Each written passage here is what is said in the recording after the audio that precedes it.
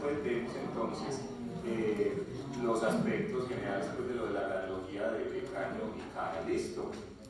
Entonces, para empezar, nosotros pues aquí no puedo tener clase, pero con el curso pues, sí lo señalamos. Entonces, para empezar en radiología, pues estas son como las 4 modalidades de imagen, ¿cierto? Que usamos para estudiar el cuerpo humano, ¿cierto? La radiología es una especialidad que con ayuda de la tecnología pues estudia la anatomía humana para hacer diagnóstico, seguimiento, ¿cierto?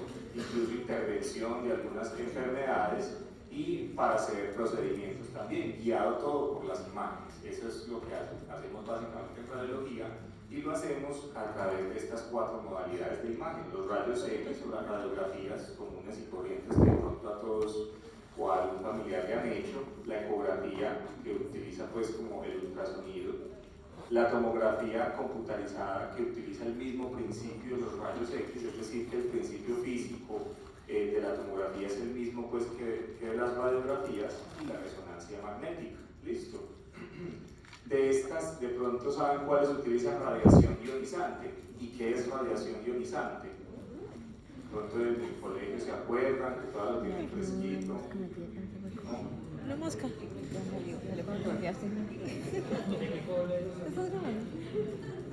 Mentira, yo creo que eso no lo vi en el colegio, sí. Pero es que ya lo tengo, ya me estaba acordando cuando era el profe Estrada, que fue el profe mío, que exactamente hoy, pues como por este tiempo, hace 11 años estaba yo donde ustedes estaban sentados y el profe me estaba dando la misma clase, entonces es como muy emotivo estar aquí, pues es muy agradable. Así que dentro de 11 años de pronto ustedes están aquí, muy bonito eso, muy bien. Entonces, bueno, la radiación ionizante es el principio de los rayos X y de la tomografía computarizada. ¿Listo? El ultrasonido pues no utiliza radiación ionizante, ese es precisamente con el ultrasonido, y la resonancia magnética tampoco usa ondas de radiofrecuencia en un campo magnético, eso lo vemos más adelante. Entonces, ¿qué es la radiación ionizante? Pues es que simplemente dividimos las dos palabritas y las definimos. Entonces, la radiación es simplemente la emisión y la propagación de energía a través de un medio, ¿sí? En el caso pues, de la radiología, el medio es el cuerpo humano. ¿Listo? Entonces es energía que recibe el cuerpo humano, eso es la radiación. ¿Y qué es la ionización o esa capacidad de ionizar? Se refiere al proceso a través del cual se desprende o se arranca un electrón de la nube electrónica de los átomos, ¿sí? Entonces, ¿se acuerdan que en el colegio eso sí lo vieron? A uno le ponían a hacer unos ejercicios de 1s2, 2s2, 2p3, que eran como las valencias electrónicas de los átomos. Bueno, uno de esos electrones, de esa cosa que le ponía a hacer uno en el colegio, es lo que se desprende con la ionización. Cuando recibimos, ¿sí?, la energía de los rayos X, lo que ellos pueden hacer en el cuerpo es desprender un electrón de los átomos, ¿sí? ¿Y qué pasa cuando un electrón se desprende de los átomos? ¿Sí? La molécula o el átomo se vuelve inestable, ¿sí? Es decir, no funciona de la misma manera o no pues cumple su objetivo dentro de una molécula. Entonces, si pensamos que esta energía llega, o más bien puede llegar hasta el ADN, ¿cierto?, y le arranca esos electrones a los átomos de las moléculas de ADN, ¿sí?, y vuelve inestable las moléculas del ADN porque se desprenden esos electrones, entonces entendemos por qué pueden haber mutaciones que lleven a malformaciones en los niños, por ejemplo, cuando se están formando en el vientre, y por eso evitamos la radiación ionizante en las mujeres en embarazo. Y también podemos entender por qué esa inestabilidad atómica o molecular del ADN pues puede llevar a mutaciones como el cáncer, ¿cierto? Cuando la exposición a la radiación pues es significativa para causar cáncer. Entonces, eso es importante para que pensemos en la racionalización de estos estudios que no son inocuos, sobre todo los rayos X y la tomografía, que utilizan este tipo de radiación. Y esta es la explicación. Aquí tenemos, esto es una imagen que aparece así en Google y es muy sencilla, pero viendo esta imagen ya uno entiende muchas cosas. Todo este es el espectro de las ondas con las, que hay en el universo y con las que estamos relacionados en el día a día, ¿cierto? Y hay radiaciones ionizantes como la de los rayos X que les acabo de mencionar y radiaciones no ionizantes. En el lado de las radiaciones no ionizantes tenemos, por ejemplo, las ondas de radio, que son las ondas que utilizan pues, los radios de la casa, del carro, los celulares, los computadores, etcétera, ¿cierto? Tenemos las microondas, ¿sí? Que es las ondas que utiliza pues, el aparato con el que calentamos la comida en el almuerzo, ¿cierto? Luego viene la infrarroja, el espectro de luz visible, lo que nosotros podemos percibir, ¿sí? Nosotros vemos la luz infrarroja con ayuda de la tecnología y lo mismo, pues y la ultravioleta la ven algunos animales, como las abejas, por ejemplo, ¿cierto? Los colibríes pueden ver esta luz, pero nosotros no. Pero miren ustedes la particularidad del espectro de estas ondas. A medida que nos vamos yendo de radiaciones no ionizantes a radiaciones ionizantes, la longitud y la amplitud de las ondas se va volviendo más pequeñita, ¿sí? Y eso habla de esa capacidad que tienen las ondas a medida de que son más pequeñas, ¿sí? De interactuar con el cuerpo humano, con las células, con el ADN. ¿Listo? Y miren ustedes que la frecuencia es mayor, a medida que la radiación se va volviendo pues, ionizante. Es una frecuencia muy alta, unas ondas muy pequeñitas, y esa es la explicación de por qué pueden interactuar con el organismo, porque pues, nos atraviesan por esa longitud tan pequeña.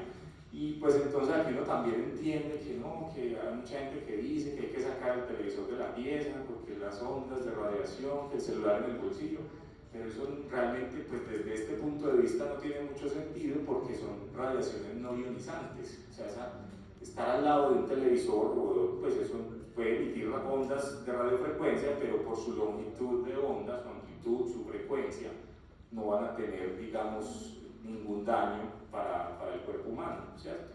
Es más, usted puede pararse al lado de una máquina de rayos X o un tomógrafo que estén apagados o que no estén emitiendo en ese momento rayos X y pues no va a pasar nada, porque eso pues usted escucha que funciona, pero es como desde la electricidad normal pues de la máquina que la mantiene pues en funcionamiento, toma corriente, pero no está emitiendo rayos X. Entonces uno también entiende como eso. Miren ustedes que aquí están los rayos X y hay unas ondas aún más dañinas, por decirlo de esa manera, que son los rayos gamma, ¿sí? Que son ondas pues, que ya están en el universo, pero que en la medicina también las usamos, particularmente pues, en los estudios de medicina nuclear, sino que pues, a dosis muy pequeñas, ¿cierto? Pero miren ustedes pues, que son incluso como una longitud de onda mucho más pequeña, con una frecuencia más alta, y pues pueden hacer más daño. ¿Listo? Todo esto para entender que no son energías pues, que sean inocuas y que debemos tener este principio en nuestra mente, que es el principio de ALARA, ¿sí? ALARA son unas siglas en inglés que traducen tan bajo como sea razonablemente alcanzable o posible, ¿sí? Y lo más importante, y eso va a estar en manos de ustedes cuando ustedes vayan más adelante a ordenar un estudio, ¿cierto? Lo principal para cumplir este principio es la justificación de ese estudio, realmente mi paciente lo necesita, la optimización no solo de los recursos pues como tal por ahorrar dinero, sino pues como de que realmente se necesite para no irle a hacer daño al paciente, y la limitación pues no hacerlo cuando no sea necesario, ¿cierto? Además de todas las otras medidas de protección, que el chaleco de plomo, que las paredes de plomo donde están las máquinas de rayos X y los tomógrafos, etcétera, ¿cierto? Entonces, en manos del clínico, es decir, de que ustedes que van a ser los que van a emitir la orden de un estudio por imagen, está entonces cumplir este principio fundamental, ¿cierto? Entonces, los rayos X, ya dijimos, es una energía del espectro electromagnético, ¿cierto? Entonces es radiación electromagnética con la capacidad de ionizar, que por su pequeña longitud de onda entonces pueden interactuar con la materia y nos atraviesan. Son rayos X, que son ondas de rayos que nos atraviesan, y al encontrarse con las diferentes estructuras en el cuerpo, ¿cierto? Diferentes densidades de las estructuras del cuerpo van a formar una imagen, ¿sí?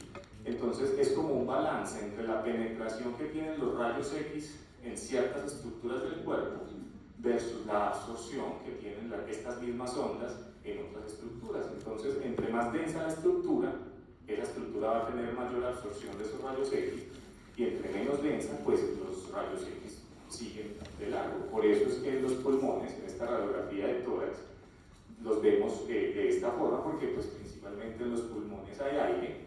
Obviamente vemos unas marquitas dispersas pues porque los pulmones no son aire solamente, sino que hay venas pulmonares, los alvéolos, la pleura, etc. Entonces da ese contraste, y por eso es que entonces las estructuras óseas las vemos de esta forma, porque ahí se van a absorber más los rayos X. Miren que el metal es como lo que más absorbe, entonces eso quiere decir que es lo que más blanco, entre comillas, se va a ver. Listo, está luego el calcio, bajito el agua, y lo que menos es el aire, ¿cierto?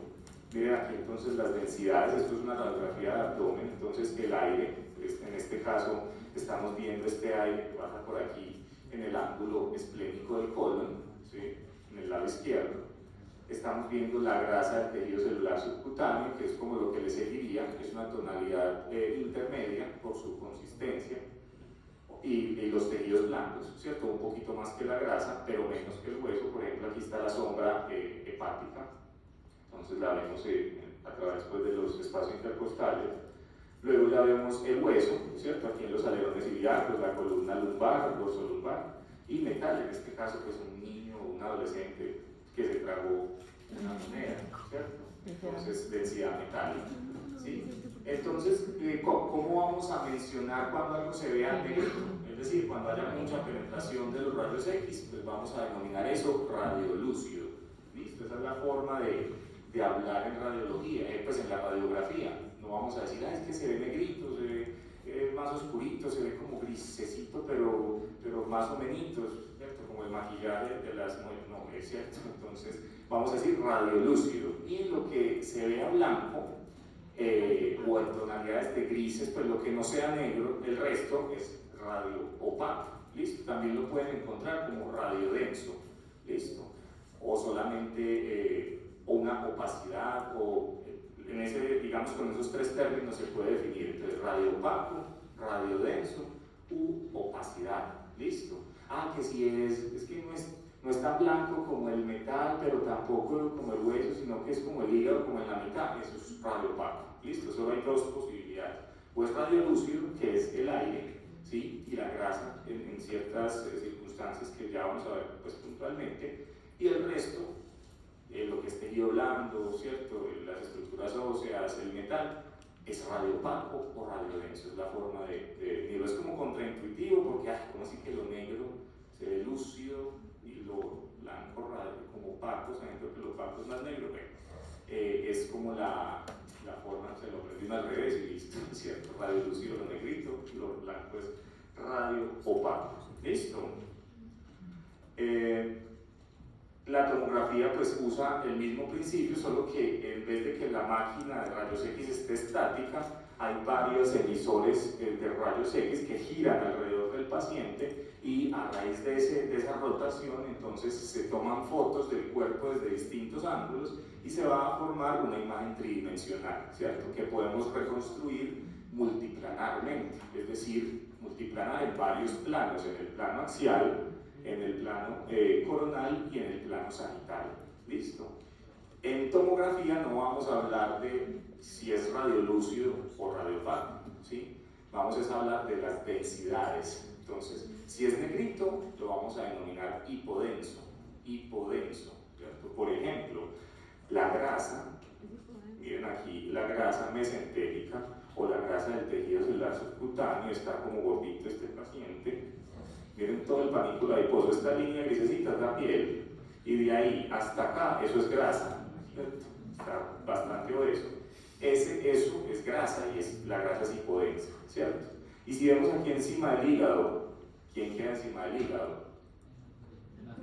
El pulmón, ¿cierto? Es hipodenso porque el aire es hipodenso, así como en la radiografía es radiolúcido.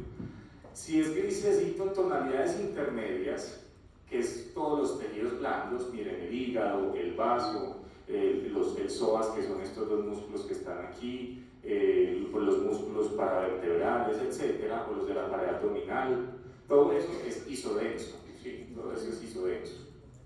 Y lo que que se vea blanco es hiperdenso. Entonces las estructuras óseas son hiperdensas y las metálicas, ¿cierto?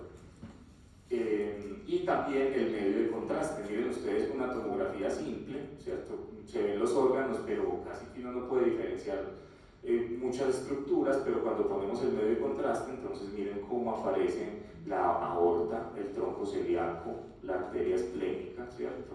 Cómo aparecen ramas aquí de las venas hepáticas y de la vena porta, cómo realzan las paredes ya de los órganos y el parénquima pues, de los diferentes órganos, y podemos diferenciar mejor las estructuras. El medio de contraste, que es yodado, usualmente se ve hiperdenso también. ¿Listo? La gran mayoría de las tomografías, principalmente de tórax y abdomen, se hacen con medio de contraste. En cráneo, la gran mayoría de las ocasiones se hace es una tomografía simple, pero es por una razón, no porque se vean mejor las estructuras, sino porque en tomografía de cráneo, pues cuando hacemos este estudio, principalmente estamos buscando sangre, ¿sí? Sangrado intracraneal, y resulta que la sangre, ¿sí? Cuando estamos sangrando y se coagula, se ve hiperdensa. Entonces esa es otra cosa que se ve hiperdensa en la tomografía, la sangre, ¿sí? Entonces por eso en cráneo casi que siempre hacemos es una tomografía de cráneo simple, o sea sin contraste, porque la sangre se ve hiperdensa. Entonces si uno le metiera contraste, ¿cierto?, a la tomografía de cráneo, que es el contraste yodado que ya dijimos que se ve hiperdenso, ¿sí?, y estamos buscando sangre, como que se van a sumar las densidades de la sangre y el contraste, y de pronto no vamos a ver también la sangre, ¿cierto? Y el contraste nos puede hacer perder, pero este contraste pasando por aquí, ¿será sangre o será el contraste?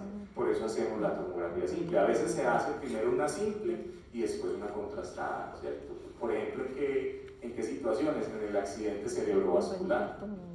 Muchas veces, si no hay resonancia, está protocolizado en algunos hospitales que se hace una tomografía de cráneo simple para descartar hemorragia intracerebral, y después se hace una hemorragia, se hace una tomografía después de haber descartado la hemorragia contrastada para ver dónde está el trombo en caso de que sea una isquémico, ¿cierto? Y el contraste se mete por las arterias y uno ve en dónde se interrumpe el flujo del contraste para ver dónde está el trombo. Entonces se hace de esa forma. Listo, aquí está lo de las densidades. Y ustedes averigüense esto de las unidades de Hounsfield, ¿sí? Hounsfield, Hounsfield.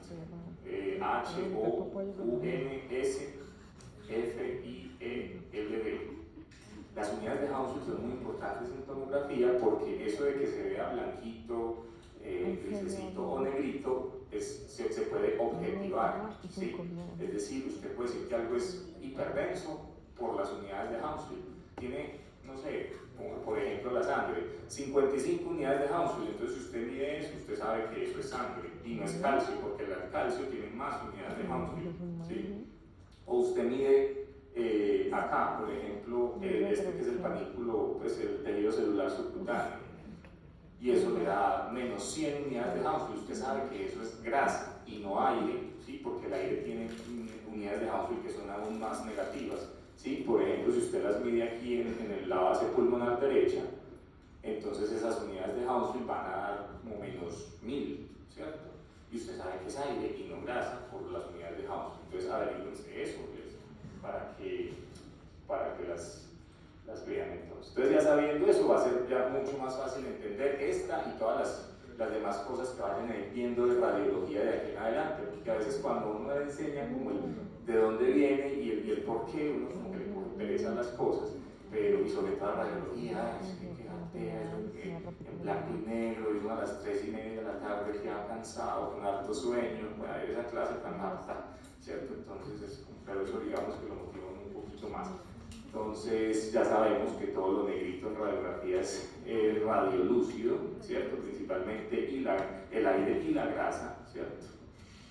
La grasa es ahí como entre radiolúcido y radiopaco, pero es, cuando la comparamos con los tejidos blandos, por ejemplo, entre otros, es radiolúcida. Y ya lo que es radiopaco, el hueso, ¿cierto? O el calcio en general, las calcificaciones, por ejemplo, los cálculos de la vesícula biliar, los cálculos renales, o en general calcificaciones patológicas, por ejemplo, en la arteriosclerosis, incluso la arteriosclerosis se puede ver en algunas radiografías, ¿sí? Entonces todo eso va a ser radio opaco o radio denso, y pues el metal, ¿cierto? Y miren que el agua o el líquido, por ejemplo el derrame pleural, ¿cierto? O el derrame articular o la ascitis, que es el líquido intraperitoneal, ¿sí? Se van a ver también radio opacos en la radiografía, ¿listo? Con las unidades de Hounsfield, cuando ustedes lo averigüen, se van a dar cuenta que en tomografía el agua no se ve blanca, no se ve radiopaca, ¿sí? En tomografía el agua tiene una medida de unidades de Hounsfield para que se la averigüen y se ve de otra forma, ¿listo?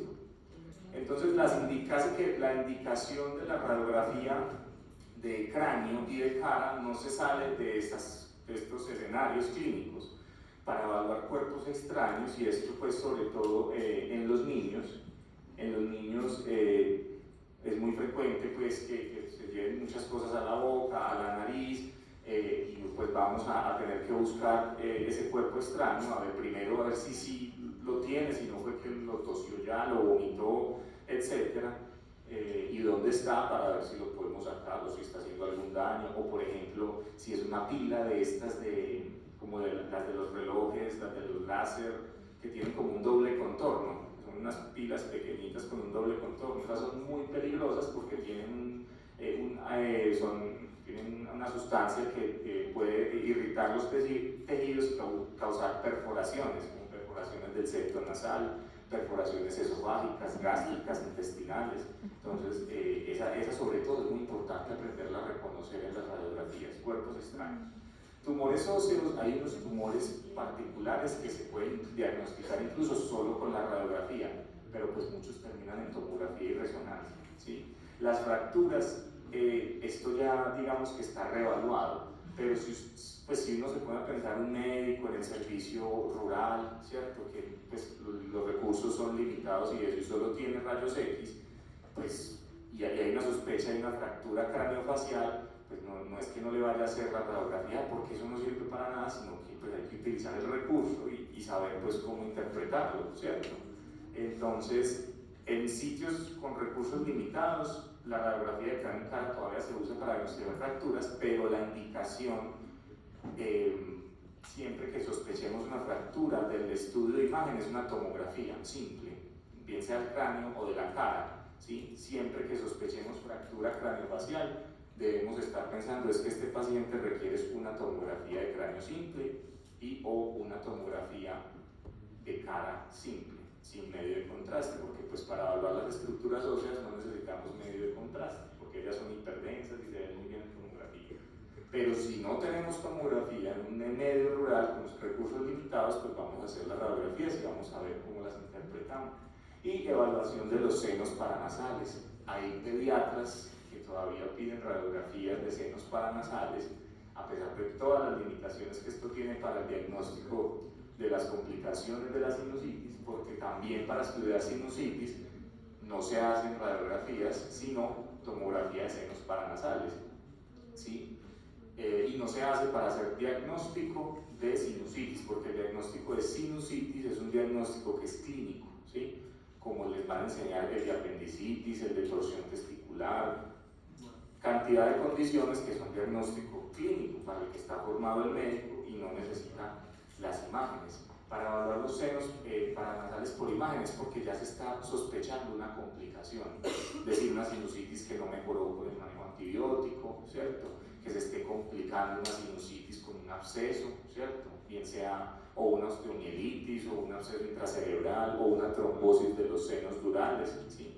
Entonces, o por ejemplo un absceso orbitario. En los niños es muy común que les dé sinusitis en las celdillas etmoidales, que son de las primeras que se neumatizan, las celdillas etmoidales, y como las estructuras óseas son tan delgadas y apenas están en desarrollo, esa infección se puede extender desde las celdillas etmoidales a través de la lámina papirácea, que es la pared medial de la órbita, hacia la órbita, y puede generar un absceso orbitario o compromiso infeccioso pues, intraorbitario. Eso es muy grave, ¿cierto? Y eso sí necesita una tomografía, e incluso contrastada. Pero, de nuevo, en un medio rural, donde usted no tenga nada más, radiografía para evaluar los senos paranasales, a ver qué está pasando allá, se le ven las celdillas mastoideas o no, los senos frontales o no, ¿cierto? Tendrán demasiado compromiso de todos los senos paranasales. ¿Será que la cefalea que me está diciendo este paciente es por una sinusitis y no se le quita con los antimigrañosos por eso, ¿cierto? Entonces, digamos que uno se puede apoyar en eso, básicamente, con estas indicaciones. Pero entonces por eso tiene este asterisquito, porque es más con tomografía. ¿Listo? Entonces, ¿qué proyecciones vamos a hacer cuando vamos a evaluar las radiografías del cráneo y la cara? En radiología en general, siempre que vayamos a evaluar cualquier estructura anatómica, necesitamos mínimo 2 proyecciones, ¿cierto? Y esas 2 proyecciones suelen ser antero-posterior, ¿cierto? Es decir, el rayo de los rayos X entra al cuerpo, a la región anterior y sale posterior, antero-posterior y lateral, ¿listo? Esa proyección antero-posterior, pues también la podemos llamar proyección frontal, ¿cierto? Y en el cráneo se hace pues de esta manera, sino que hay unas excepciones que ya les voy a mencionar. No se hacen solo 2 proyecciones, es decir, frontal y lateral, sino que se hacen unas adicionales para detallar algunos sitios anatómicos. Miren que en esta proyección que es frontal, que los rayos X entran del todo de frente a la cara, casi que pues no vemos muchas cosas porque como estamos viendo la imagen en 2 dimensiones, todo queda montado encima de todo, ¿cierto? Las órbitas quedan montadas sobre la parte, pues todo el tejido intracerebral y entonces en el mismo plano se ven los huesos occipitales, ¿cierto? Entonces, pero nos da pues como una visión general de las estructuras craneales, ¿cierto? Miren que podemos ver todo el reborde aquí del diplo del cráneo, ¿sí? Entonces nos da una visión general de que no tengo un hundimiento ahí pues evidente, una fractura grande, ¿cierto? Etcétera. Nos da una visión también más o menos de los rebordes orbitarios, de la parte superior y medial principalmente, de los senos maxilares, del septo nasal, que sería este, ¿cierto? Y de la parte maxilar y mandibular y los alvéolos dentarios, ¿cierto? Los estaríamos viendo pues aquí en esta zona, una visión general, sin mucho detalle, pero la proyección frontal nos da una visión general. Entonces, ¿cómo hacemos para despejar las otras estructuras? Ya les voy a mostrar. Esta sería la proyección lateral, ¿cierto? Entonces el rayo entra en la parte lateral o por la oreja, pues el paciente se voltea y miren ustedes que ya estamos viendo las cosas desde otro ángulo y se nos despejaron más cositas. Entonces aquí ya vemos parte del hueso frontal, vemos las órbitas desde lateral, desde la visión lateral, ¿sí? Estamos viendo la silla turca, incluso miren qué bonito, ¿cierto? Se ve la silla turca aquí en el esfenoides. Entonces podríamos ver, por ejemplo, en una simple radiografía, si la silla turca está ensanchada, ¿sí? Es decir, como si hubiera una pelota de golf ahí adentro y se viera así grandota, es decir, a ver, si no estuviera como está ahí, sino algo así, ¿cierto? Entonces uno no está viendo qué hay adentro de la silla turca, pero pues, si uno ve esa silla así ensanchada, uno intuye que adentro está creciendo algo. Entonces, por ejemplo, un macroadenoma hipoficiario, ¿cierto? O un craniofaringioma, un tumor en general, pues, ¿cierto? Entonces, en una simple radiografía, miren que uno puede ver ese tipo de cosas. Ya estamos viendo entonces los senos maxilares por acá, vemos el seno frontal, miren que esta línea acá, radiopaca, ¿se la ven ahí?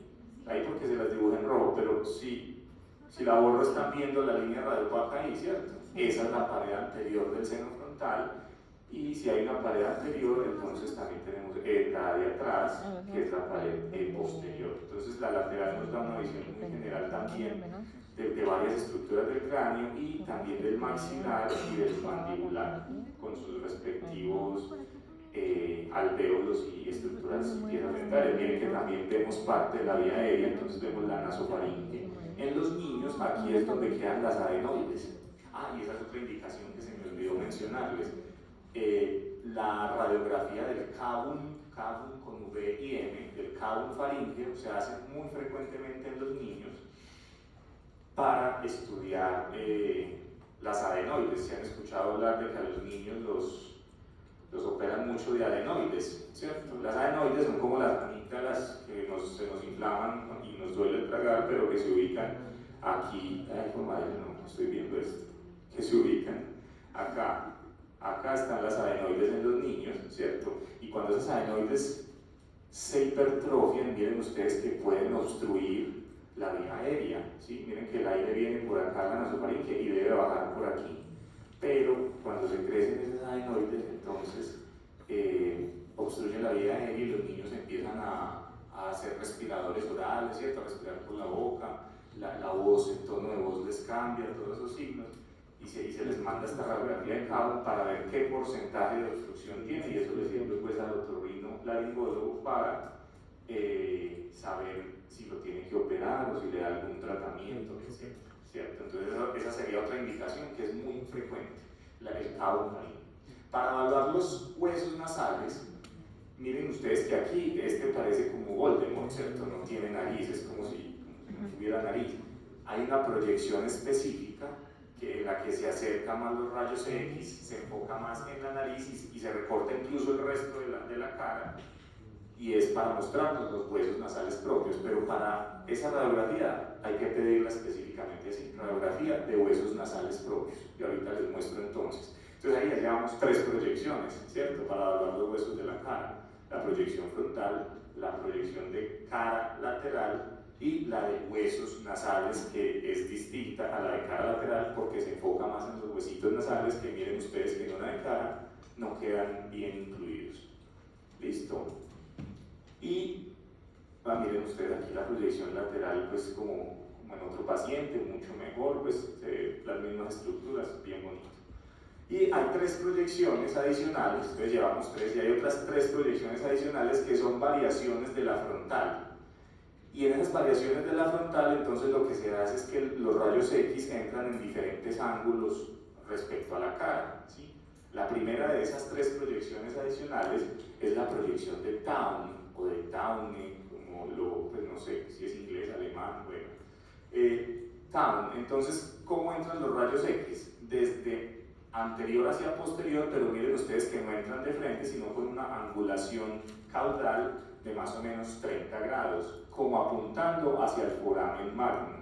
Precisamente, esta proyección tiene el objetivo de visualizar mejor el agujero magno, los huesos occipitales, parte de la silla turca y de los huesos temporales, especialmente las mastoides. ¿Alguien recuerda cuáles son las 5 porciones de los huesos temporales? Entonces, la mastoidea es una. ¿Cuál otra? La escamosa, ¿sí? La petrosa. Más. Faltan 2. Sí, la timpánica y los palitos que se van para abajo del cráneo. La estiloidea, ¿cierto? Muy bien. Entonces, escamosa, petrosa, mastoidea, timpánica y la estiloidea. Muy bien. Entonces, en esta proyección de Towne, principalmente, de eso, las mastoideas, la porción mastoidea, que son estas celdillas que estamos viendo aquí al lado y lado, y parte de la porción petrosa, que vendría a ser esto que está aquí, pero miren ustedes que queda como montado encima de la mastoidea. De hecho, hay quienes no hablan de 5 porciones del temporal, sino de 4, porque unen la petromastoidea, ¿sí? Como la porción petromastoidea. Y lo hacen también porque a veces la porción petrosa del temporal, ¿sí?, se neumatiza igualito que las celdillas mastoideas, y eso es una variante anatómica. De aquí de nosotros, quién sabe, pues algunos tendrán o tendremos las celdillas, las porciones petrosas neumatizadas igualito que las celdillas mastoideas, y eso es muy importante conocerlo, porque si a un paciente le da una otitis, ¿cierto?, y de esa otitis se le complica con una otomastoiditis, ¿sí?, esa otomastoiditis, si las porciones petrosas están neumatizadas, esa infección se puede extender hacia las porciones petrosas, entonces sería una otomastoiditis. ¿Y cómo se llama la inflamación de la porción petrosa? Petrositis. No, ¿cierto? No suena como muy bien. Apicitis, ¿sí? Puede convertirse, ese es un término con el que no está muy familiar, pero usa amigdalitis, gastritis, pero apicitis, ¿sí? y se puede inflamar todo eso, y pues en la porción petrosa es una estructura intracerebral, y por ahí cerquita está el ganglio del trigémino, ¿cierto? Que acuérdense que está en la porción más distal de la porción petrosa, entonces se puede inflamar ese ganglio y causar un síndrome que se llama el síndrome de Graveniggo, para que lo busquen por ahí. Listo, entonces miren la importancia. Entonces, primera proyección adicional, la de Tauner, que nos permite evaluar esas estructuras posteriores. Miren ustedes el agujero magno como se ve bonito, y la escama del occipital. La siguiente proyección es la proyección de Caldwell. ¿Listo? Esta proyección es postero-anterior, es decir, el rayo de los rayos X entra desde la región posterior hacia la anterior, y es como en espejo de la de Tauner, es como al revés, ¿cierto? Una angulación caudal tratando de apuntar ya no al agujero magno, sino hacia las órbitas. Miren cómo se ve bonito. Entonces vamos a ver mucho mejor los senos paranasales, el reborde, sobre todo el frontal, el reborde orbitario superior. Entonces miren acá, estamos viendo, vean esto. Miren que se ve radio ¿qué? Esta estructura acá. Hay dos densidades que están montadas, entonces uno podría decir así como radio opaquito, como grisecito, pero me dijeron que grisecito igual era radio opaco, pero si sabemos que ahí están los senos frontales, realmente esto es radio lúcido, ¿sí? Solo que está montado en las estructuras que están detrás, entonces como que se suman dos densidades, el blanquito de lo que está detrás, más el negrito de los senos frontales, entonces eso me da como gris. Pero entonces miren aquí, estos son los dos senos frontales, ¿sí? Están separados aquí, seno frontal derecho, seno frontal izquierdo del paciente. Entonces esa es como la radiolucidez de los senos frontales. Miren ustedes acá que también estamos viendo radiolúcido debajo de las órbitas, o sea que estos son los senos. ¿Qué senos son estos? Los senos maxilares.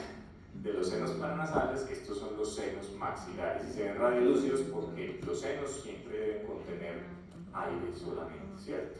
Y miren ustedes que vemos el reborde superior de las órbitas, parte del septum nasal aquí, ¿cierto? El piso de las órbitas acá, e incluso una estructura muy bonita que es esta que está acá. ¿Qué será esto? Que se ve como si fuera un agujero. Foramen infraorbitario, exactamente, se alcanza a ver acá. Aquí no tanto, pero esta burbujita que está acá, ¿sí la están viendo? Por encima del seno maxilar izquierdo es el foramen infraorbitario. Entonces se ve muy bonito. Es más, también de este lado, en esta zona, se alcanza a ver la escotadura supraorbitaria. ¿Se acuerdan? Por ahí pasa el nervio supraorbitario, que es rama de B1, ¿cierto? Del trigémino. Entonces, miren que uno diría, no, es que ya me dijeron que tomografía no sirve, que casi no se ve nada. No, sí se ven muchas cosas, ¿cierto? Sino que pues la ciencia avanza, la disponibilidad del estudio es cada vez mayor, cada vez se hace menos radiografía, pero probablemente al 70% de ustedes, 80%, les vaya a tocar hacer rural, trabajar en un pueblo, incluso antes de graduarse, cuando estén en el internado, y van a ver muchas de estas imágenes y pues se van a acordar de esta clase, ¿cierto? Y la tercera proyección de las proyecciones adicionales que les he mencionado, entonces es la proyección de Waters, ¿sí? En la proyección de Waters también es como anterior, es decir, el rayo entra de la parte posterior del cráneo, pero el paciente extiende un poquito la cabeza, ¿sí? Tratando de mirar también las órbitas y los senos paranasales que están alrededor, pero desde otro ángulo. Y ese cambio de ángulo pues, nos puede dar luces sobre pequeñas fracturas o pues, datos adicionales según lo que estemos buscando, ¿cierto? Fracturas faciales o ocupación de los senos paranasales. Miren que aquí ya se ve más radio que los senos frontales, más radio lúcido, porque ya no está el rayo sobreponiendo tanto esos senos frontales hacia las demás estructuras que están detrás, sino que lo está viendo más angulado, entonces se despega. Entonces miren que se ve muy bonito los senos frontales, los rebordes orbitarios, reborde superior, reborde medial. El reborde medial de la órbita es la lámina papilácea, ¿sí? Y la lámina papilácea hace parte del etmoides, ¿sí? Entonces recordar eso que es importante. sobre todo porque es muy delgadita y es un sitio frecuente donde hay fracturas, donde hay patología. Recuerden que medial a la lámina papirácea, o sea, aquí están las celdillas etmoidales. Si se inflaman las celdillas etmoidales, se pueden extender a las órbitas, sobre todo en los niños, y causar una infección, un absceso intraorbital. También vemos los pisos de las órbitas, que son los mismos techos de los senos maxilares, ¿cierto? Y este es importante porque también es un sitio frecuente de trauma. ¿Y qué pasa? Se fractura el piso de la órbita, ¿sí? Se fractura el piso de la órbita. ¿Y quién está encimita del piso de la órbita? Antes de llegar al ojo. Mejor dicho, entre el piso de la órbita y el ojo, ¿qué hay? ¿Qué tejido, qué estructura hay? ¿Ah? No, digamos que esa hace parte del ojo, la esclerótica y todo el ojo, pero debajo de la esclerótica. ¿Qué hay? Nervios y qué más. Y los músculos escroculares, ¿cierto? Hay grasa, la grasa pues intra y extraconal, eso lo veremos más adelante, pero están los músculos orbitales. Entonces obviamente no aquí solo está el hueso, pero hay que imaginarse todo lo que está alrededor. Aquí está el recto superior, por aquí está el oblicuo, aquí está el recto lateral, aquí está el recto inferior y aquí está el recto medial. El problema es que cuando se fractura el piso, ¿cierto?, de la órbita, el recto inferior se puede hundir, se puede caer y meterse o herniarse hacia el seno maxilar y puede haber un estrabismo. Pregunta. Profe, creo que lo mencionó, pero no escuché bien. ¿Por qué en la frontal no podemos ver senos paranasales y por ejemplo en esta de Walter solar? Sí. Bueno, Y es sí. una única para Muy buena la pregunta y tenemos eso claro de una vez, y es porque el rayo entra de frente. Entonces todas las estructuras se están sobreponiendo, quedan unas montadas encima de la otra. Entonces por eso no vamos a lograr ver bien los senos paranasales. Mientras si yo angulo un poquitico y los veo de abajo para arriba o de arriba para abajo, ¿cierto?, voy a lograr despejar todas las estructuras que están de frente, ¿sí? Porque los rayos X pasan como tangencialmente y ahí sí se va a despejar mejor. Mira la angulación del rayo ahí en la proyección frontal y casi que no vemos los senos paranasales por esa razón, que están sobrepuestos, pero cuando se angula un poquitico, sobre todo en la proyección de Caldwell y en la proyección de Waters, se despejan porque el rayo ya entra un poquito tangencial. Listo, mira que aquí el paciente hiperextendió un poquito el cuello, entonces el rayo mira desde otro ángulo esos senos paranasales. Listo. Muy bien, entonces se puede herniar y el paciente puede tener un estrabismo, ¿sí? Entonces a veces el paciente tiene tanta inflamación en el ojo, ¿cierto?, por el golpe que se dio, y usted no es capaz de abrirlo y el paciente no es capaz de abrirlo o con mucha dificultad, ¿sí? Entonces usted le hace la radiografía y ve que tiene una fractura en el piso de la órbita, ¿sí? Y ve que está ocupado el seno maxilar, es decir, desaparece la radiolucidez normal del seno maxilar y usted ve que en vez de estar radiolúcido está radioopaco. Si está radiopaco en el contexto del trauma, ¿qué creen ustedes que le pasó a ese seno maxilar? ¿Qué hay adentro? Sangre. Y eso se llama hemoseno, ¿sí?, con H, porque el otro hemo ya se extinguieron, pero van a quedar unos por ahí, pero hemoseno, ¿cierto? Entonces, pero la cosa es que no podemos diferenciar si eso es sangre y además tejido de los músculos herniados, ¿sí? Entonces usted vaya y mire muy bien al paciente a ver si tiene estrabismo, alguna desviación, trate de abrirle el ojito, espere, póngale hielo, espere que se desinflame, vaya y revíselo. Hay que correlacionar siempre todo esto. ¿Listo? Y lo mismo en esta proyección lateral, en esta, muy importante evaluar del seno frontal los dos muros o las dos paredes. Ahorita les decía que hay una pared anterior y una pared posterior, ¿cierto? Es frecuente que se fracture, que en accidentes de tránsito o por agresión, etcétera, se fracture el muro anterior del seno frontal, y eso, digamos que no es tan grave, a veces ni siquiera se opera, excepto pues, si el defecto estético es muy deformante, si le queda hundido como a los muñequitos esos que uno le hunde la cabeza y quedan como así, pues obviamente, ¿cierto?, no se va a quedar el paciente así, pero puede que no lo marque. Pero ¿qué creen ustedes que pasa si se fractura el muro posterior del seno frontal? ¿Qué hay detrás del muro posterior del seno frontal? Y antes del lóbulo frontal, entre el lóbulo frontal y el muro posterior del seno frontal, ¿qué hay? Entre el cerebro pues, y el hueso, las meninges, ¿cierto? ¿Ustedes creen que los senos paranasales son cavidades estériles o no estériles? ¿Cierto? Hay de todo, hay bacterias, virus, hongos, priones, ¿cierto? Danielas, Valentinas, no mentiras. Carlos, Juan, no, ya, tocas.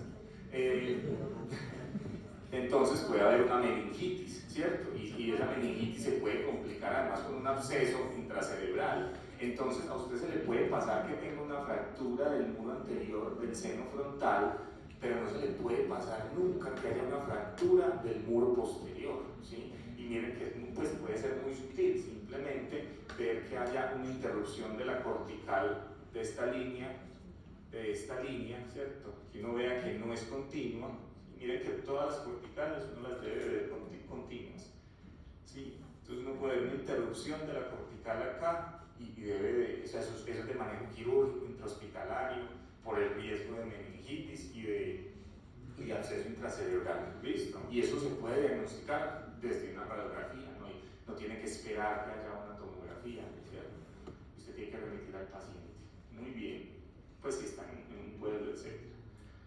Entonces, si ustedes tienen clara la anatomía del cráneo y de la cara, que la tienen más fresca que yo probablemente, porque la vieron el semestre pasado, ¿cierto?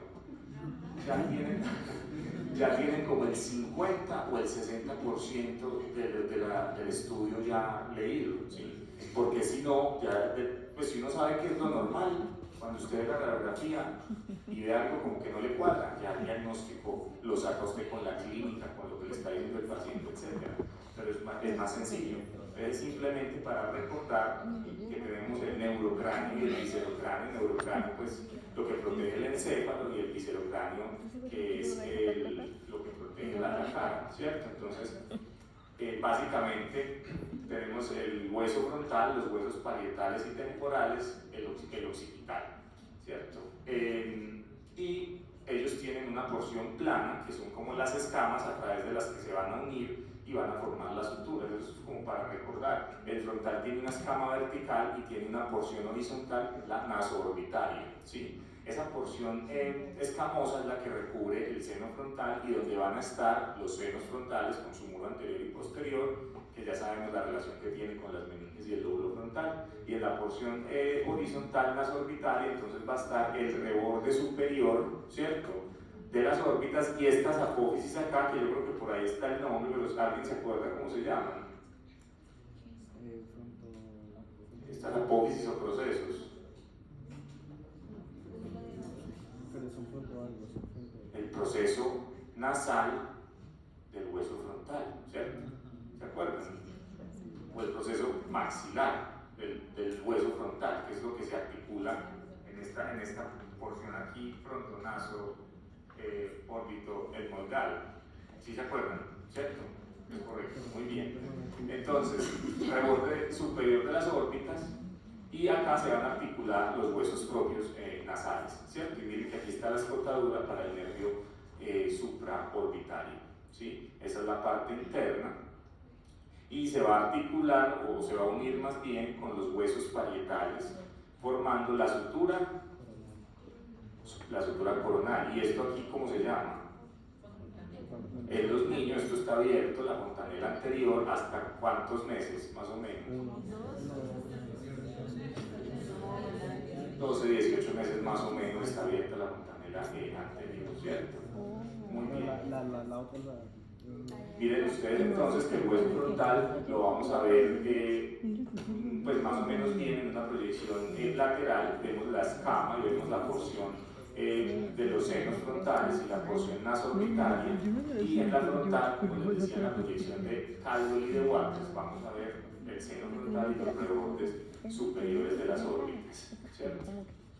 Los parietales, entonces, de nuevo, tienen una forma cuadrilátera, tiene una porción escamosa, ¿cierto? En la parte, pues una cara externa, una cara interna. Eso pues sería como la porción escamosa, pero lo importante, pues además de que cubren el lóbulo parietal, es esta impresión para la arteria meningea media, que da como este aspecto de hoja de higuera.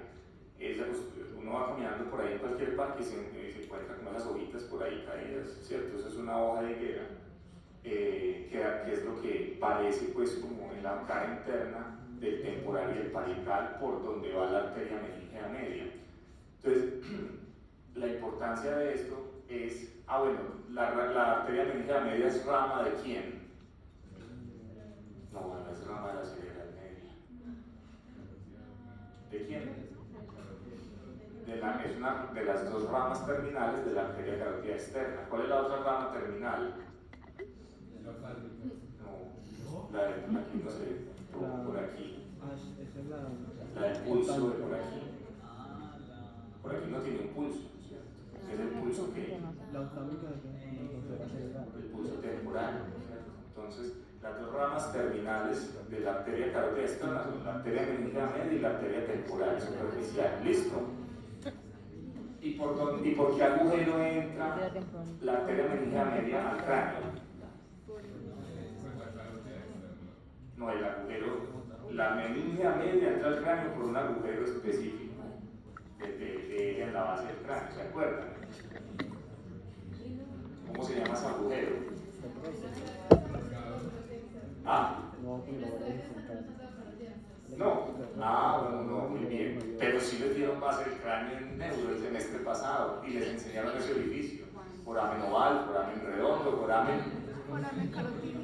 Muy bonito, muy bonito. Lo vieron hace menos de 6 meses. El foramen espinoso, ¿cierto? Por ahí entra. Entonces, por aquí queda. Este es el parietal, ¿cierto?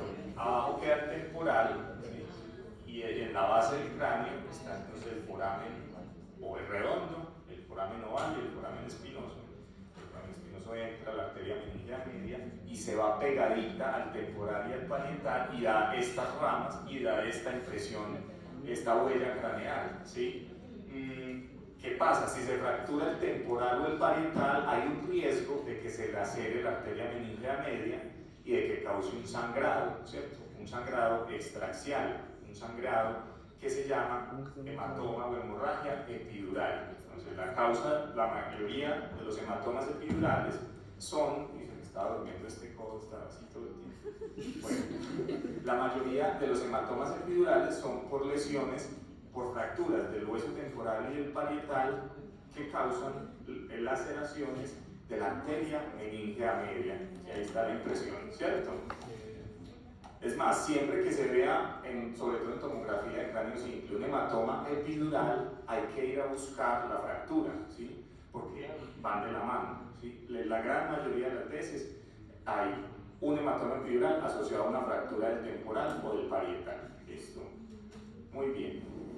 Y los parietales se unen atrás, se unen en la línea media para formar la sutura sagital y atrás con el occipital para las suturas lambdoideas, ¿cierto? Muy bien. Los vamos a ver en la proyección lateral, sobre todo pues lo que, digamos, donde nosotros debemos buscar las fracturas principalmente en la proyección lateral de cráneo es aquí en la convexidad, en la parte pues como más donde estamos viendo la cortical, porque es posible que fracturas en esta zona no las veamos, porque se están sobreponiendo los huesos de un lado con los huesos del otro lado, ¿sí? Como estamos viendo en 2 dimensiones, en una proyección lateral, se están sobreponiendo esta parte con esta parte, entonces fracturas ahí va a ser difícil, pero pues se ven, hay que buscarlas, pero principalmente aquí donde estamos viendo la cortical del hueso. La cortical es esa capita más radiopaca que está recubriendo todos los huesos en el cuerpo. Y cuando veamos que esa lineecita blanca, que es hecha como con un lapicito, se interrumpe, entonces ahí vamos a hacer el diagnóstico de fracturas. Cuando veamos miembro superior y miembro inferior en radiología, vamos a aprender a diagnosticar súper bien esas fracturas. Muy bien. Aquí está el occipital de nuevo, y tiene una porción escamosa que es donde queda la prominencia occipital, el occipucio, ¿cierto? Donde esa prominencia que todos nos tocamos aquí en la parte posterior, y tiene pues una porción que hace parte de la base del cráneo posterior, donde está el agujero magno, ¿cierto? Y los cóndilos occipitales que se van a articular con el atlas, ¿cierto? O sea, con C1, ¿listo? Eso lo vamos a poder ver muy bien en la proyección de Towne. ¿Se acuerdan de la de Towne? Que es como mirando desde el agujero magno. Esa la vamos a ver muy bien ahí. De esto es muy importante, miren aquí, esta es como viéndola desde adentro y esta desde la parte inferior, la porción escamosa y la porción de la base del cráneo donde está el agujero magno y donde está la prominencia occipital y los cóndilos occipitales que se van a articular, ¿sí?, con el atlas, con C1, muy bien. Acuérdense que por el agujero magno van a pasar el cordón medular, ¿cierto?, las arterias vertebrales y el par craneal número 11. ¿Por dónde sale, pues sale el 9, el 10 y el 8, el 9 y el 10? El 8, ¿por dónde?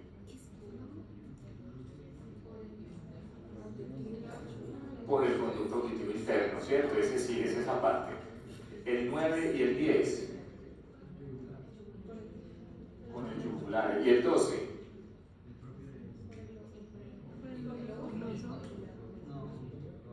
El 12 tiene su propio agujero, ¿cierto? Que está acá, mire, canal del nervio hipogloso, está medial a los conductos, a los cóndilos occipitales, ¿listo?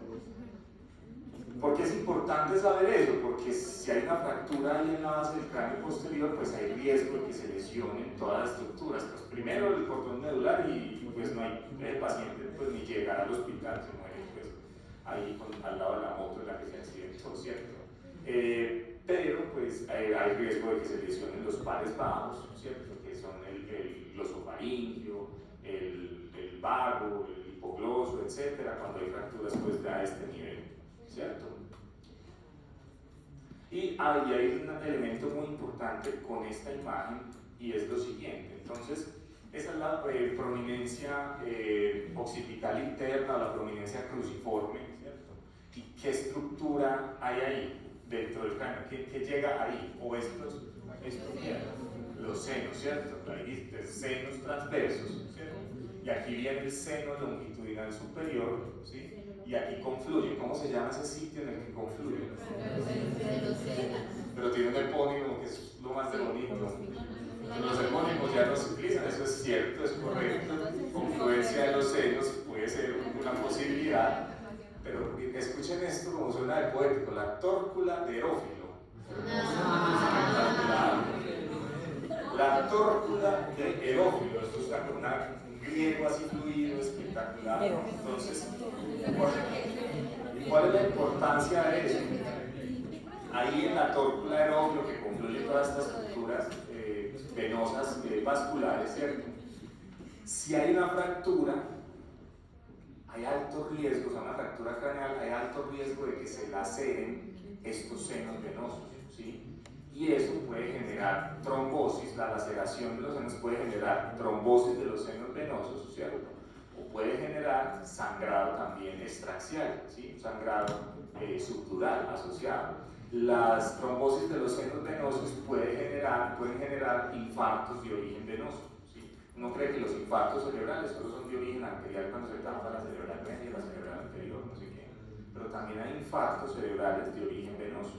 Entonces, las fracturas en la parte occipital, sobre todo ahí en la tórcula de Erófilo, de los senos transversos, por donde pasan los senos transversos, el seno longitudinal superior, pueden generar ese riesgo de laceración venosa ahí a este nivel. Muy bien. Entonces, ¿cuál será este agujero? El que está donde está el láser. Redondo. Es correcto. ¿Qué pasa por el foramen redondo? El trigémino.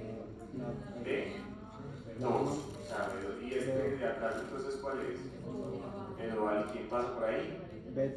B3. ¿Y este que está detrás del foramen oval? El foramen. Pero se nos acaba de decir. El foramen, hay que trabajar esa memoria a corto plazo. El foramen espinoso, que es por donde entra la arteria meningia media, rama terminal de la carótida externa. ¿Listo? Muy bien, y miren por aquí el conducto auditivo interno por donde entran el séptimo y el octavo par craneales junticos al oído interno, ¿sí? Foramen magnum y la fisura orbitaria, pues el canal para el nervio óptico, fisura orbitaria superior e inferior, que no las estamos viendo ahí. Entonces el hueso occipital en la lateral, de nuevo, evaluamos la cortical, ¿cierto? Que no haya fracturas ahí, y en la proyección de Towne, entonces vamos a ver el foramen magnum, vamos a ver parte de las porciones petrosas y de la silla turca, que sería esta que está acá. Muy bien. El temporal, entonces, como les decía, tiene 4 o 5 porciones. La porción escamosa, que es por donde va la arteria meningeal media de la cara interna, ¿cierto? Esta que está acá. La petrosa y la mastoidea o la petromastoidea, ¿sí? Donde está el oído medio, el interno, por donde atraviesa también la carótida interna. La porción timpánica, ¿sí? Que es donde está pues toda la parte ósea del conducto auditivo, y la estiloidea, que sería este proceso que está acá, ¿cierto? Muy bien. Entonces, del hueso temporal, pues en la proyección lateral, como les decía, va a ser muy difícil identificar sobre todo fracturas de la porción escamosa, pero en las otras proyecciones, sobre todo en la de Waters y la de Calvo, vamos a poder ver parte de la porción petrosa y mastoidea o petromastoidea, ¿cierto? Vamos a ver las celdillas mastoideas, que siempre deben estar ocupadas de aire y debemos buscar asimetrías, ¿cierto? Si en el contexto de trauma están ocupadas, ¿cierto? Y se ven radiopacas, ya sabemos que eso es sangre, ¿cierto? Entonces, sangre de las celdillas mastoideas. Pero si no es en el contexto de trauma, sino un niño de 8 años que le duele un oído, entonces probablemente ya es una otomastoiditis, ¿cierto? Y eso le cambia o no le cambia a uno el tratamiento. Claro que sí, lo van a ver, porque una otitis común y silvestre se tratará, pues ya de pronto se me olvidó, pues ya hace rato que no veo pacientes, porque en radiología no hay pacientes, pero pues sí los ven, pero cuando les hacen la ecografía, pero no los tratan, gracias a Dios. Entonces una otitis se tratará 5 o 7 días, pero una otomastoiditis hasta de pronto necesite hospitalización, antibiótico por más tiempo, quizá 14 días, si no estoy mal, ¿cierto? Entonces, con una vulgar radiografía, ustedes pueden definir eso, ¿cierto? Pero pues probablemente sí necesitemos la tomografía contrastada, porque como van a ver más adelante, las otomastoiditis, además de que la otomastoiditis ya en sí es una complicación de la otitis, la misma otomastoiditis se puede complicar con abscesos intracerebrales, trombosis de los senos venosos, ¿cierto? La apicitis, por ejemplo, el síndrome de Granigo que ustedes van a buscar, no es porque les hagan el examen, aunque de pronto, sino pues porque también es importante. Se puede complicar, y todas las complicaciones se ven con la tomografía de senos paranasales contrastada. En ese caso sí es contrastada. Listo. El esfenoides, entonces acuérdense que el esfenoides tiene forma, pues a mí me enseñaron que de mariposa, ¿cierto? Pero pues también, que a pesar de los murciélagos, ellos son muy bonitos, también pues puede tener forma murciélago, tiene unas alas mayores, ¿cierto? Unas alas menores, que serían estas, entre ellas se van a formar la fisura, pues los conductos para el nervio óptico, la fisura orbitaria superior e inferior. ¿Qué pasa por la fisura orbitaria superior? De uno, ¿qué más? El tercero, el sexto, el cuarto, ¿y qué más? La arteria oftalmica, ¿cierto? La vena pasa por el inferior, y hay otras estructuras por ahí, pero básicamente es eso. El segundo par craneal, que pasa por el conducto para los nervios ópticos, y aquí de nuevo foramen redondo, foramen oval, foramen espinoso, ¿cierto? Y estas paticas del murciélago, que son las apófisis o los procesos pterigoideos, donde se insertan pues con su platillo lateral y medial, donde se insertan los músculos pterigoideo lateral, pterigoideo medial, que son los de este comienzo, los lados de la mandíbula, para masticar como las vaquitas, es eso, ¿cierto? El esfenoides hace parte pues como de la fosa media, y es una estructura supremamente importante porque va a conectar, es como un punto de relevo, y conecta la fosa craneana media con la fosa craneana anterior, con la cara y la cavidad, con la nasofaringe, ¿sí? Entonces ese es un sitio muy importante de diseminación de la enfermedad, ¿sí? Entonces les voy a mostrar aquí en la proyección. Bueno, esta es una aproximación de cómo se ve, sobre todo en tomografía, la configuración de la parte posterior de la órbita. Ya dijimos que el techo de la órbita es del frontal, dijimos que la pared medial de la órbita está en relación con el etmoides principalmente, la lámina papilar del etmoides, pero miren ustedes que más anterior está el hueso lacrimal y está el proceso frontal del hueso maxilar, ¿cierto? Eso hace parte de la pared medial. La pared lateral es del cigomático, aquí lo vemos, y el piso parte del cigomático y principalmente, miren ustedes, el seno maxilar, que por ahí es donde se pueden herniar los músculos. Y en la parte posterior, entonces, está el esfenoides, ¿sí? Y tiene que ser el esfenoides, pues porque por ahí está el agujero para el conducto óptico, el conducto para el nervio óptico, la fisura orbitaria superior, la fisura orbitaria inferior, ¿cierto? Entonces, es una visión importante. Y recordemos que ahí está la reina sentada, la hipófisis, en la silla turca, ¿listo? Que eso, varias estructuras de esas las vamos a ver en la radiografía lateral, ¿cierto? Vamos a ver parte de las alas del esfenoides, que es toda esta estructura acá, la silla turca, ¿cierto? ¿Y cómo se llama esta parte posterior de la silla turca? Esta rampita que miren hasta dónde baja. Está acá. ¿Cómo se llama esto? Eso, ¿cómo? El clivus, exactamente. Entonces hasta el clivus, que es una estructura que uno creería que no la vamos a ver en radiografía, se puede ver acá. Es raro que se fracture, ¿sí? Pues tendría que ser traumas de muy alta energía. Lo que sí puede pasar ahí son tumores, ¿sí? Cordomas, ¿sí? Es un tumor muy agresivo, localmente pues agresivo, que desestructura el clivus, lo ensancha para que busquen imágenes del cordoma, como de cordones, pero el tumor cordoma puede pues, afectar esta zona. Y acuérdense que si esto está ensanchado, entonces sospechamos macroadenomas, ¿cierto? Craniofaringiomas, cualquier clase de tumor pues ahí de la línea media. Muy bien. En la frontal vamos a ver entonces parte de las alas mayores y de las alas menores. Ahí sí hay como que medio que imaginárselas. Esta proyección es muy bonita. En la realidad no quedan así. Hay tecnólogos muy buenos que toman estas imágenes así como de libro, pues, ¿cierto? Donde uno ve las alas mayores del esfenoides, ¿cierto? Las alas menores, pero en el pueblo a veces el que toma los rayos X es el mismo que le hace los mandados al hospital, o el celador, o pues porque no le puede pagar a un tecnólogo, entonces es el celador que aprendió a manejar la máquina desde hace 15 años y él toma rayos X como ¿qué?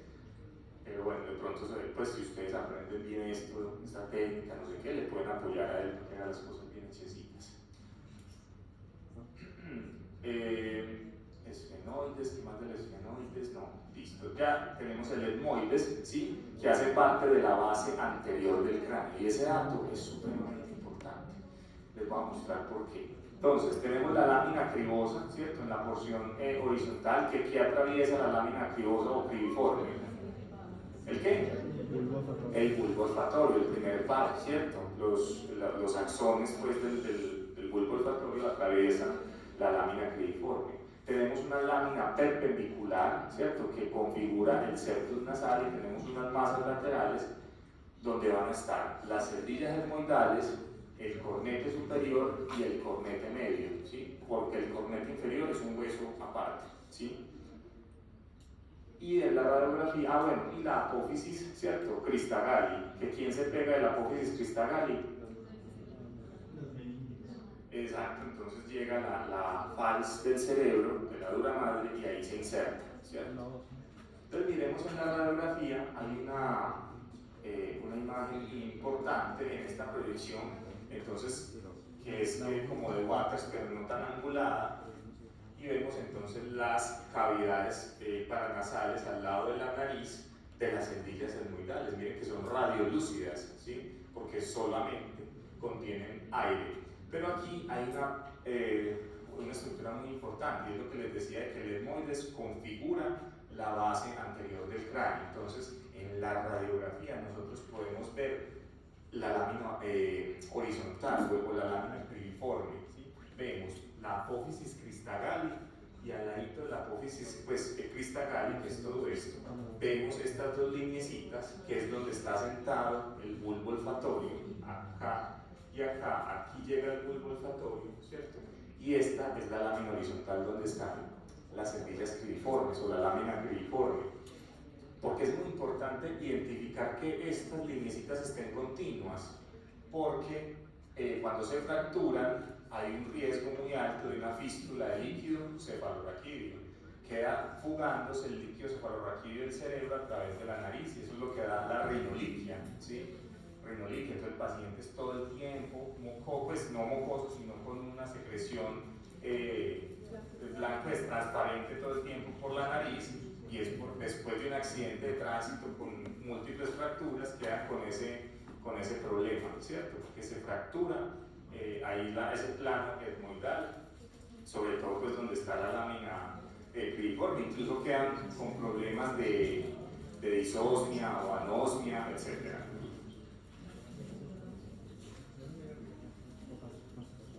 Bueno, entonces frontal, ¿cierto? Los parietales con la sutura pues coronal y sagital, sobre todo la sutura sagital, las suturas landoideas, toda la porción temporal, la escama temporal, de la que casi no vamos a ver más de la petromastoidea, ¿cierto? Y ya la parte frontal, pues occipital, que aquí estaría sobrepuesta, pero aquí sí vamos a ver muy bien esta parte en la proyección de Towne, el foramen magno, y lo que configura entonces el tribus, la silla turca, el plano etmoidal, ¿cierto? Las órbitas, las alas mayores y menores del esfenoides y las cavidades paranasales, entonces senos frontales, senos maxilares, ¿cierto? Celdillas etmoidales, celdillas mastoideas, y aquí estaría el seno esfenoidal, que casi no lo vemos. Recordemos que en el esfenoides pues está también el seno esfenoidal, pero ese casi no lo vemos en radiografía. Muy bien. Y de la cara, más fácil aún que el cráneo, ya habíamos visto entonces de la órbita, que está configurada por un techo que es del frontal, una pared medial que principalmente es del etmoides de la lámina papirácea, pero más adelante está el lacrimal y más adelante está el proceso frontal del hueso maxilar. La pared lateral entonces tiene este proceso, que es el proceso cigomático del frontal, que se articula con el proceso frontal del cigomático para la pared lateral. Esta es de las que más se fracturan. Si a uno le dan un batazo, pues a uno no, pues a alguien en la calle le dan un batazo, o se cae, o le dan un golpe, esa es la parte más frágil de la órbita y es la más expuesta, ¿cierto? Ahí solo hay cuero, pues piel, y debajo está ahí la pared lateral. Entonces, ahí busquen siempre fracturas.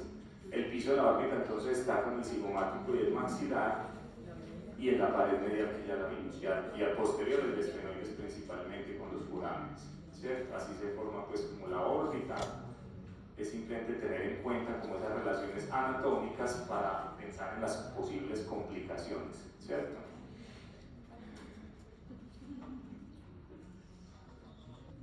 La cavidad nasal, entonces, de la cavidad nasal nosotros vamos a ver básicamente dos estructuras en la radiografía.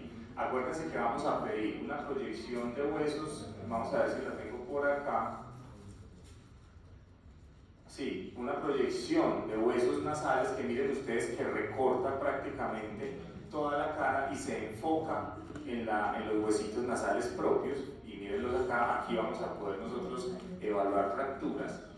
Y vamos a ver el septo nasal, ¿cierto? Miren ustedes qué tan bonito, lo vemos casi que pues todo desde arriba, lo vemos hasta abajo. Y aquí el septo nasal, y en la parte anterior donde se pega la pirámide nasal, ¿cómo se llama esta estructura durita que tenemos aquí debajo de la nariz?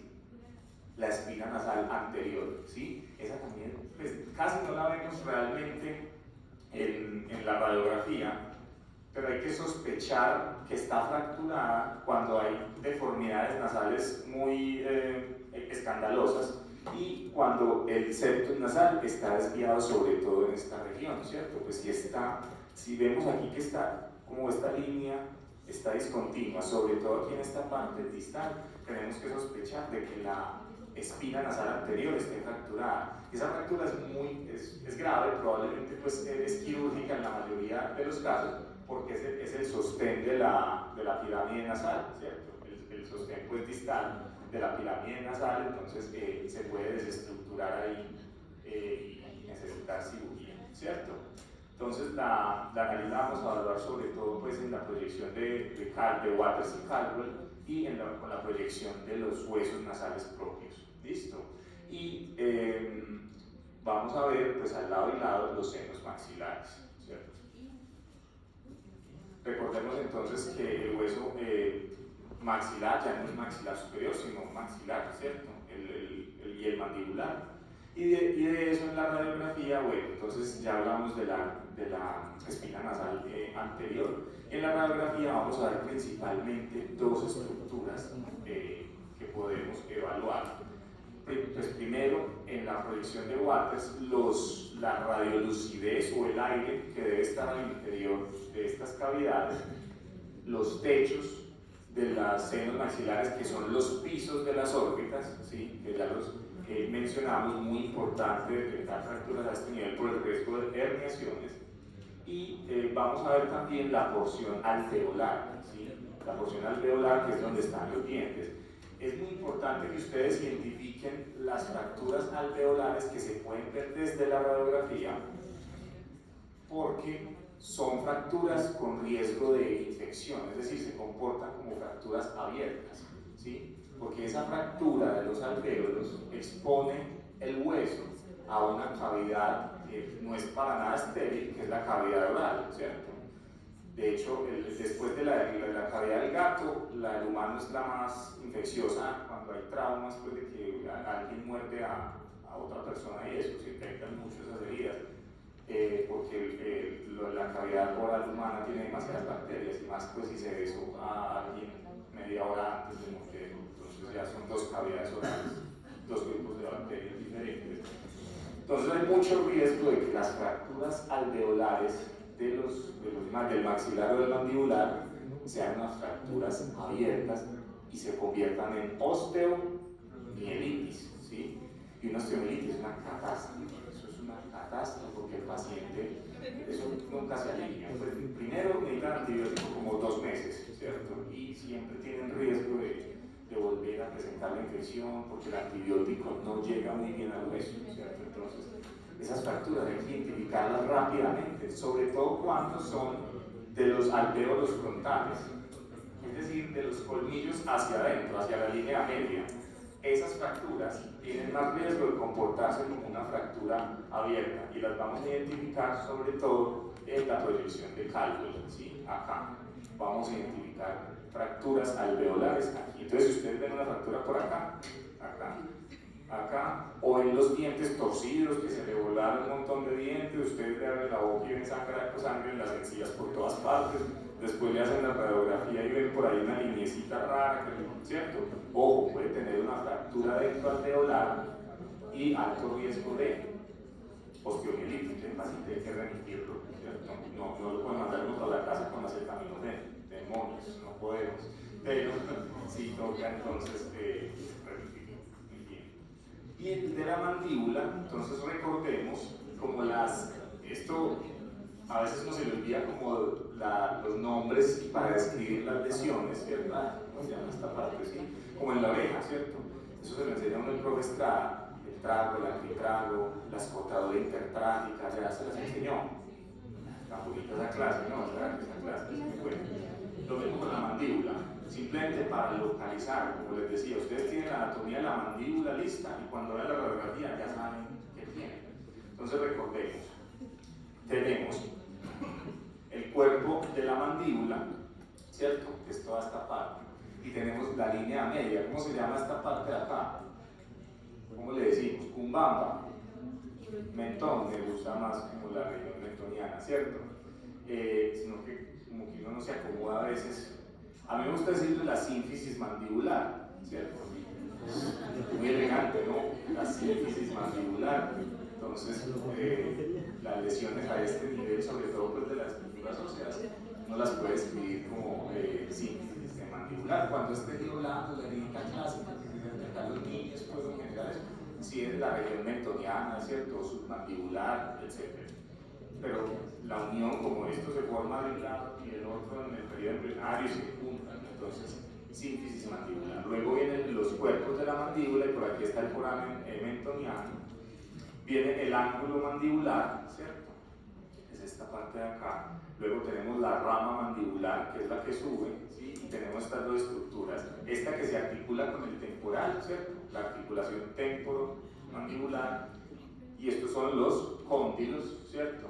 Los cóndilos mandibulares. Y adelante, las coronitas, ¿cierto? Son los procesos coronoideos, ¿sí? O las apófisis coronoides, pues, de la mandíbula. Y tenemos la región dentoalveolar, ¿cierto? Del mandibular. También mucho riesgo, entonces, sobre todo las fracturas hacia la línea media, de que eso se vuelva una osteomielitis. ¿Listo? Entonces ya usted tiene claro esto, y ya entonces en la radiografía mucho más fácil, usted ya lo ve todo más claro. Sínfisis mandibular, ¿cierto? En los cuerpos mandibulares, los ángulos de las mandíbulas, aquí viene subiendo las ramas mandibulares, ¿cierto? Y vamos a ver entonces los ángulos de la mandíbula, el proceso, los cóndilos mandibulares y adelante los procesos coronoideos. Es más, son más difíciles de ver aquí porque se sobreponen y son los que más se fracturan, ¿cierto? Los cóndilos.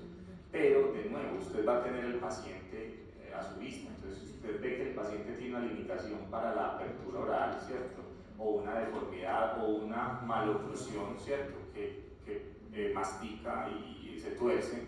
Usted va a sospechar de que tenga una fractura de los cóndilos, va a ir a hacer la radiografía y se centra pues en esta zona, que probablemente es la que se fracturó en ese contexto clínico del paciente, pero pues no le va a dejar de mirar el resto, región dentoalveolar, sínfisis mandibular, los cuerpos, el ángulo y las ramas mandibulares. Y aquí pues ya vemos las demás estructuras. Esta radiografía está muy bonita, ojalá todas quedaran así, ¿cierto? Senos frontales, los techos orbitarios, el septo. Sí, esta está bien bonita, aquí vemos el piso orbitario o el techo de los senos maxilares, ¿sí? Vemos la región dentoalveolar del maxilar, el septo nasal, aquí vemos la espina nasal anterior, ¿cierto? Vemos los huesos cigomáticos, estamos viendo hasta incluso el proceso odontoide de C2, ¿sí? La estamos viendo acá, que esa se evalúa, es una radiografía de boca abierta, de frente, y el paciente abre la boca y ahí se va a ver el proceso odontoideo. Esta porque se bajó mucho y se alcanza a ver, ¿cierto? Pero vemos bastantes estructuras realmente. Yo esto pues nunca me lo aprendí, la numeración de los dientes, eso es como de odontología. Siempre que me toca escribir en una tomografía, se voló este y este diente, yo hablo esto porque yo no me aprendí, pues dónde es 11, dónde es 1, 2, 3 y 4. Entonces no me lo aprendí, ¿cierto? Simplemente no abre la imagen ahí en Google, porque que más si están en el Amazonas y no tienen internet en el rural, regados, tienen que llevar una tablita y para mirar las cosas, ¿cierto? Yo nunca me aprendí eso.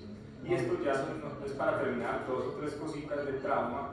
Recordarles que la radiografía no es la imagen de elección, que la hacemos es en muy contados casos, y ojalá deba hacer tomografía, pero para que ustedes entiendan la tomografía, primero tienen que entender esto que vimos acá, porque ya cuando dan la tomografía que es en 3 dimensiones, ustedes van a decir, wow, ya entiendo todo lo veo, todo lo puedo, ¿cierto? Entonces es bien importante. En la radiografía siempre comparen ambos lados, porque a veces hay cosas que parecen fracturas que no lo son, sobre todo en los niños, que todo está separado, entonces todas las separaciones entre los huesos parecen fracturas, pero si está una línea en un lado que a ustedes les parezca una fractura, también está en el otro lado, de pronto es una sutura, de pronto es un núcleo de crecimiento y no una fractura, ¿cierto? Sí.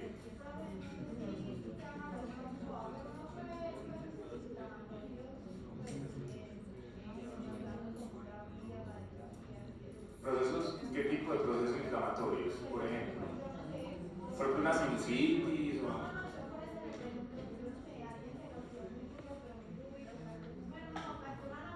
¿Fractura? Sí, exacto.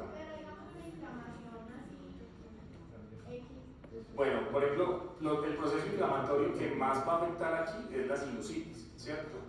Pero por ejemplo hay también enfermedades autoinmunes como la granulomatosis y coleangeitis o la enfermedad de Wegener que van a ver más adelante, que también genera mucha inflamación de los senos paranasales, y esa inflamación se puede ver por tomografía sobre todo, pero tú desde la radiografía te puedes adelantar a eso, porque si ves que un seno paranasal está negrito, radiolúcido, y el otro está radiopaco, en un contexto que no es traumático, tú puedes intuir de que hay un proceso inflamatorio en el seno paranasal que se está viendo más radiopaco, ¿sí? Obviamente necesitará una tomografía de pronto para extender y ver el resto de los senos paranasales, pero tú desde ahí ya te puedes adelantar de que hay un proceso inflamatorio o incluso tumoral, ¿sí? Un paciente que fumó 50 años de subía 2 paquetes al día, ¿cierto? Y que se queja de obstrucción nasal, que no puede respirar, te haces una radiografía lateral porque estás en un pueblo, ¿cierto? Y ves que así como en los niños que les crecen las adenoides, pero es un señor de 60 años, y ves una cosa aquí radiopaca, eso es un tumor, ¿cierto? Tiene que ser un tumor de la nasofaringe, probablemente un carcinoma escamocelular, ¿cierto? Entonces, desde allá del pueblito, tú ya puedes mandar a ese paciente con esa radiografía, esa sospecha clínica, por este estudio y uno se puede aproximar realmente, ¿cierto? Entonces, sí se puede. Y en el contexto de trauma, como les estaba diciendo, bueno, no sé si respondí la pregunta, más o menos, sí, listo. Uno, entonces, recordar que no es la imagen de elección que vamos a comparar siempre, que vamos a hacer pues todas las proyecciones que vimos, y estas líneas le pueden ayudar a uno como a recordar qué es lo que hay que evaluar. Una de estas líneas son las líneas de Dolan, son 3 líneas, forman como un elefantico, miren aquí el ojito del elefante, ¿cierto? Entonces esta es como la trompita, que vendría a ser el cigomático, ¿cierto? La orejita que se viene aquí como si fuera la órbita, ¿sí? Y aquí la parte inferior del seno maxilar, ¿cierto? Entonces buscar pérdida de la continuidad de las corticales. Si uno traza esas líneas deben ser continuas, como si fueran dibujaditas con un lápiz blanco, ¿sí? Vamos a ver cuando veamos los huesos largos, si se interrumpen esas corticales, cómo se ven las fracturas y eso. Pero entonces uno traza las líneas de Dolan, las líneas del elefantico, y se acuerda entonces dónde son como las fracturas más frecuentes. Listo, y comparar siempre con las líneas de Dolan del otro lado, ¿sí? Ahí se ve pues como el elefantico con la orejita, el ojito, hasta le dibujan aquí un colmillito, pues como para que se parezca. No el elefante, claro que sí. Vean aquí la trompa del elefante. A le dibujaron como si fuera el colmillito aquí en marfil. Y le dibujaron un ojito, claro. Y esta es como si fuera la oreja. Más o menos, pues, no es el elefante más bonito y más preciso. Y también están las líneas de McGregor y de Campbell, ¿sí? Las primeras 3 son las de McGregor y la cuarta y la quinta son las de Campbell. Y entonces, para mí son como las líneas de un fantasmita, ¿sí ven que es como más o menos, ¿cierto? Un fantasmita, y aquí están como los ojos, ¿sí? Y esta es como el aura fantasmagórica. Entonces, la primera línea va por encima del reborde orbitario superior y de los senos frontales. La segunda línea va como por la de Dolan, formando el elefantico, por el cigomático, el piso de la órbita y los huesos nasales. La tercera línea por el piso de los senos maxilares, ¿cierto? El piso acá, y la parte del piso de la cavidad nasal donde está la espina nasal anterior, y las otras 2 van formando otro fantasmita que es los de la mandíbula. Entonces, si ven los 2 fantasmitas, ¿cierto? Con su aura fantasmagórica, ya se las aprendieron, entonces es muy fácil. Ya con esto ese es como el resumen de las principales estructuras que uno va a ver. Y hay 2 signitos que son muy raros, pero se pueden ver. Uno en trauma, uno de ellos es el signo de la ceja negra, ¿cierto? Que es una imagen radiolúcida al interior del reborde orbitario superior.